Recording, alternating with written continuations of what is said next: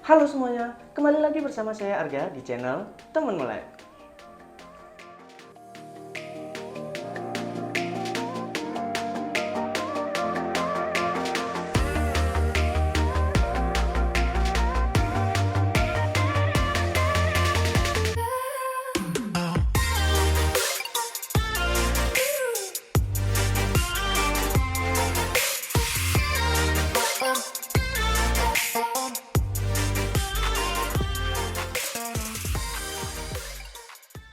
Oke semuanya, pembicaraan kita kali ini masih berkecimpung pada pinjaman online.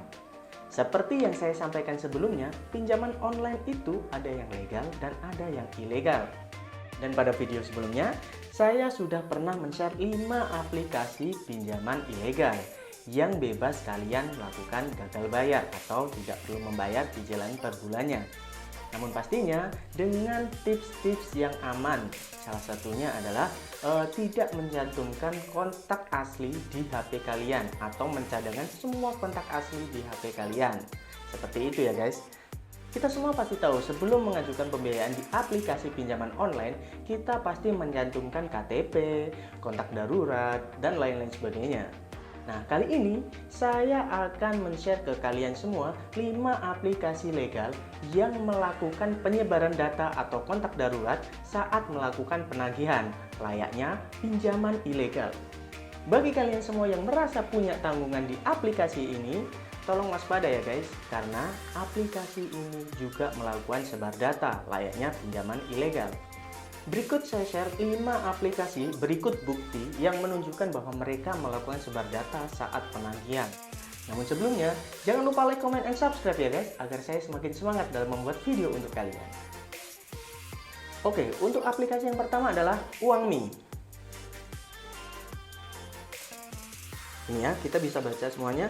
Jadi salah satu korban dari pinjaman online ini, dia men-share di sosial media. Jadi mohon pencerahannya kak, ini sebaiknya bagaimana? Ada yang galbay Uangmi juga, sharing dong kak. Jadi dia meng-WhatsApp kontak daruratnya, menghubungi kontak daruratnya, bahwasanya kontak darurat Anda telah kami hubungi ke depannya. Kami akan menghubungi kantor Anda yang telah didaftarkan. Bayarkan tagihan Anda sebelum jam 1 siang untuk menghindari resiko data Anda menjadi buruk. Uangmi. Oke, jelas ya itu tercantum bahwasanya itu Uangmi. Jadi mereka menghubungi kontak darurat yang Anda cantumkan di aplikasi sebelumnya dan mereka menghubungi mereka satu-satu. Seperti itu ya. Itu aplikasi yang pertama. Jadi untuk Anda yang mempunyai tanggungan di Uangmi, tolong waspada ya. Oke, untuk aplikasi selanjutnya yakni Bantu Saku. Ya, kita baca bareng-bareng ya.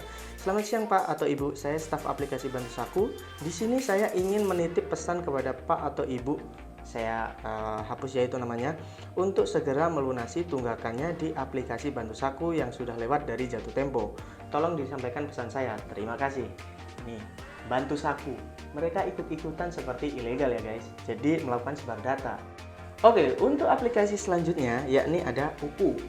Kita baca bareng-bareng ya guys. Selamat siang, mohon disampaikan kepada Bapak Ibu, saya sensor ya, untuk segera bayarkan tagihannya di aplikasi UKU karena sudah masuk keterlambatan 1 hari, bahkan 1 hari aja udah dihubungi ya teman-teman. Tidak ada kejelasan seakan menghindar dari tagihan. Pembayaran minimal perpanjang tenor sebelum data kami alihkan yang akan membuat sulit pada pinjaman di kemudian hari. Ditunggu sampai jam 03.00. 03.00 itu waktu subuh guys. Bangun buat sholat tahajud ya, bukan bangun buat bayar hutang. Saya menghubungi karena nomor Anda dicantumkan yang bersangkutan di kontak darurat pada aplikasi kami Alam UKU. UKU ya guys, ikut-ikut seperti aplikasi ilegal. Jadi melakukan sebar data, menghubungi semua kontak darurat ketika ada indikasi gagal bayar. Bahkan ini 1 hari setelah jatuh tempo sudah dihubungi kontak daruratnya. Ini ngawur sih, bener-bener ngawur. Oke, untuk aplikasi selanjutnya yakni ada Kredit Pintar. Ini ya, kita baca bareng-bareng. Selamat pagi, peringatan tegas. Tolong bantu sampaikan informasi ke, saya sensor lagi ya. Beliau alamatnya apakah masih sesuai? Adakah hubungan keluarga sama beliau? Di sini tercantum sebagai kontak darurat nomor Anda. Sampaikan ke beliau ditunggu sampai jam 10.00. Ini datanya akan kami alihkan ke tim lapangan atau divisi lapangan. Kami untuk diproses lebih lanjut. Dan kebetulan alamatnya nggak jauh dari lokasi beliau. Kredit Pintar, jelas ya, dari Kredit Pintar. Dan ini ada foto, seolah-olah ini dari DC Lapangan ya yang akan melakukan penagihan, seperti itu ya. Beliau kerja di mana sekarang, Kak? Rumahnya di mana sekarang? Di mana, Kak? Alamatnya beliau sekarang di mana ya? Patokannya rumahnya dan lain sebagainya. Ini di bom ini, di spam ini. Atau sudah bekerja sama ke beliau? Oh, ini makan sampai ada tuduhan ya. Atau sudah bekerja sama beliau? Nah, ini kacau sih. Benar-benar kacau sih. Kredit Pintar ya, hati-hati ya. Kredit Pintar. Yang punya tanggungan di Kredit Pintar, hati-hati. Untuk aplikasi selanjutnya, ini sangat umum banget. Kita pasti familiar lah dengan aplikasi ini, yakni dari Aku Laku atau Lazada. Kita baca bareng-bareng ya teman-teman ya. Selamat pagi Pak atau Ibu, saya Brian dari tim Aku Laku atau Lazada ya. Ini dari Aku Laku atau Lazada. Dikarenakan kontak Anda dijadikan referensi kontak darurat, mohon bantu sampaikan ke nasabah kami yang atas nama saya sensor lagi nomor telepon ini, bahkan nomor teleponnya, untuk melakukan pembayaran tagihannya karena beliau sudah mengalami keterlambatan dan pembayaran harus dilakukan hari ini juga maksimal jam 14.00 siang ini. Rata-rata seperti itu ya. Jadi ditarget jam sekian harus sudah dibayar, jam sekian harus sudah dibayar, seperti itu. Apabila sampai jam yang ditentukan belum ada pembayaran, maka data beliau akan kami alihkan ke Slik OJK atau tim lapangan. Ini jadi kayak pengancaman data.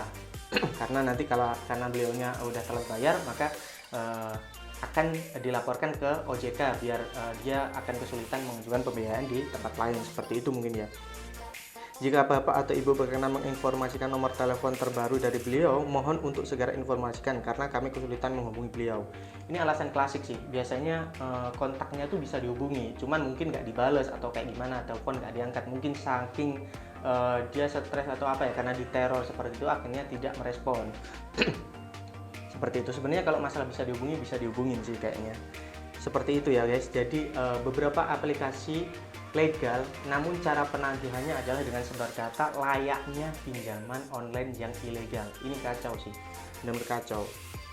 Jadi itu ya guys, beberapa aplikasi pinjaman online legal yang cara penagihannya sama kayak pinjaman online ilegal. Jadi saran saya, mending jika kalian dilakukan sebar data seperti itu, mending gagal bayar aja. Kenapa? Karena gagal bayar adalah solusi yang paling tepat kalau menurut saya.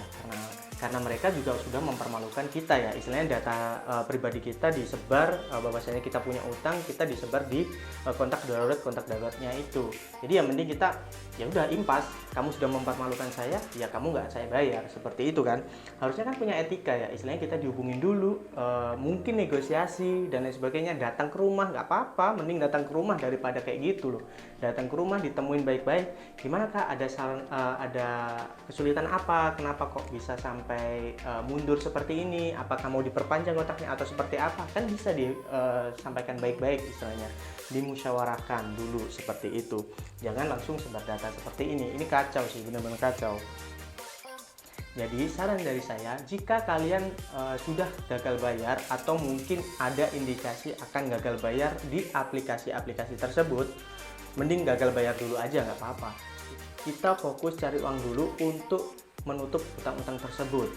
Kalaupun suatu saat DC Lapangan akan datang di rumah kita atau mungkin ke kantor kita sampaikan aja, nggak apa-apa. Kita mending jujur aja ke teman-teman kita, ke keluarga kita, bahwasanya kita memang punya utang dan kita masih belum sanggup untuk membayarnya. Daripada kita harus gali lubang tutup lubang, ujung-ujungnya juga kita pasti gagal bayar juga nanti. Jadi itu ya guys, 5 aplikasi pinjaman online legal yang cara penagihannya seperti layaknya pinjaman online ilegal. Dan tips atau saran yang sudah saya share itu tidak bersifat memaksa ya guys. Jadi silahkan kalian mencerna dan mungkin punya saran lain, atau mungkin kalian merasa kalau udah terintimidasi dan akhirnya memaksa untuk mencari utang untuk menutupi utang kalian yang lain, ya silahkan. Saya hanya memberikan saran atau tips. Terima kasih sudah mengklik video ini. Jangan lupa like, comment, and subscribe-nya ya guys. Dan jika kalian punya pendapat lain, silahkan tulis di komen ya. Sampai jumpa lagi di video selanjutnya. Saya Arga pamit undur diri. See you next time.